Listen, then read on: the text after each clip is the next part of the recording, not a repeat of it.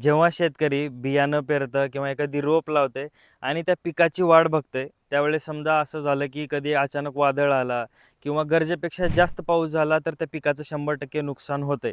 पण ज्यावेळेस पिकाचं नुकसान होईल, तर शेतकरी पूर्ण पीक काढून फेकून देत नाही, तर त्या पिकाची जास्तीत जास्त काळजी कसं घेता येईल, जेणेकरून आपल्याला चांगलं उत्पन्न भेटेल आणि काळजी घेऊन शेतकरी पेशन्स ठेवतो, की त्या पिकाचं चांगलं उत्पन्न भेटेल म्हणून आणि 100% पिकाचं चांगलं उत्पन्न त्या शेतकऱ्याला भेटतं.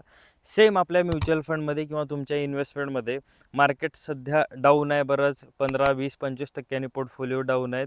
पण अशा वेळेस आपल्याला पूर्ण आपली इन्व्हेस्टमेंट सेल करून एक्झिट व्हायचे नाही.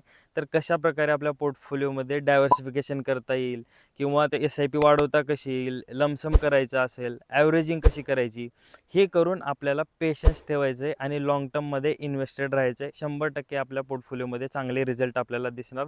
तर ही वेळ सेल करण्याची नाही, तर इकॉनॉमी ग्रो होणार आहे आपली. त्यामुळे आपले पैसेसुद्धा ग्रो होतील. फक्त आपल्याला इन्व्हेस्टेड राहायचं आहे आणि पेशन्स ठेवायचं आहे. त्यामुळे स्टे इन्व्हेस्टेड. Thank you.